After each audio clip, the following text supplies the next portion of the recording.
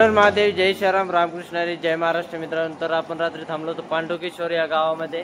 हे पाहू शकता मित्रांनो, या ठिकाणी संत सेवा आश्रम म्हणून जलाराम या ठिकाणी अन्न क्षेत्र. या ठिकाणी आपण या ठिकाणी जी खिडकी दिसते या ठिकाणी आपल्याला रात्री गादी बिदी टाकून मस्तपैकी रूम तयार करून दिला होता. तर आपण या ठिकाणून आता निघतोय बद्रीनाथच्या दिशेने. तर बद्रीनाथपासून 20 किलोमीटर आहे. तर आपल्याला ते डोंगर दिसतो, त्या डोंगराकडे जायचंय. तर चला लवकरच निघू. नाही, झाड उत्तराखंड मधलं याचं नाव कोणाला माहित असेल तर नाव कमेंट मध्ये जरूर कळवा. हा, कसं आहे झाड बघा, पूर्ण काटे काटे.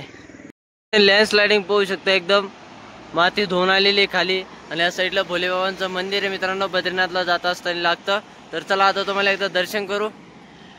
तर मित्रांनो, तुम्ही दर्शन करू शकता अशा प्रकारे भोलेबाबांचं.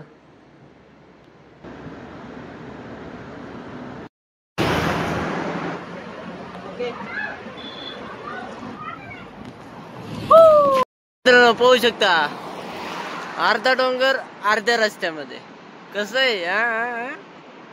तर मित्रांनो पाहू शकता पूल.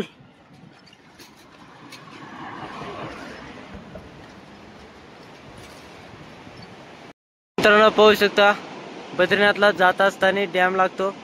तर त्या डॅम पाशी आपण आलेलो आहे. तर पाहू शकता मित्रांनो, ते डॅमचं पाणी इकडे या साईडला काही काढून दिलेलं आहे, पाहू शकता. आणि ते कोपऱ्यातून काही पाणी काढून दिलेलं आहे, हे बघा हे ठिकाणाहून. तर आता डॅमचे 3 दरवाजे आहेत, तिन्ही दरवाजे बंद आहेत. साईडनं पाणी काढून दिलेलं आहे. तर पाहू शकता मित्रांनो, अलकनंदा नदीवर हे डॅम आहे. तर चला आता आपण पुढे निघू. मित्रांनो मोशेक राज पाहू शकता, कसे पायापाशी आलं होतं ते. मित्रांनो पाहू शकता बद्रीनाथ इथून 11 किलोमीटर राहिलेलं आहे, मानागाव इथून 15 किलोमीटर आहे. तर हे वर पाहू शकता मित्रांनो, बर्फाचा डोंगर आहे. मित्रांनो आपल्याला जायचं या ठिकाणी, या डोंगराच्या पलीकडून.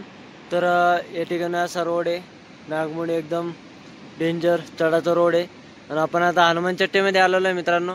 तर या साईडला पाहू शकता एकदम आबाळ बिबाळ आलेलं आहे मस्त. आणि आपल्याला या ठिकाणी आज मुक्काम करायची व्यवस्था झाली. तर आपण हनुमान चट्टीमध्येच थांबणार आहे. तर चला आता पुढं मंदिर आहे. आपण आलेलो आहे हनुमान चट्टी, बद्रीनाथ इथून फक्त 10 किलोमीटर आहे. तर मित्रांनो पाहू शकता या ठिकाणी हनुमान मंदिर आहे. तर आता मंदिरामध्ये दर्शन चालू आहे. तर आपलं दर्शन झालेलं आहे, तुम्ही पण मंदिरामध्ये दर्शन करू शकता आपल्या व्हिडिओच्या माध्यमातून. कळसाचं दर्शन करा. हे बघा छोटंसं गाव आहे या ठिकाणी, हनुमान चट्टी म्हणून.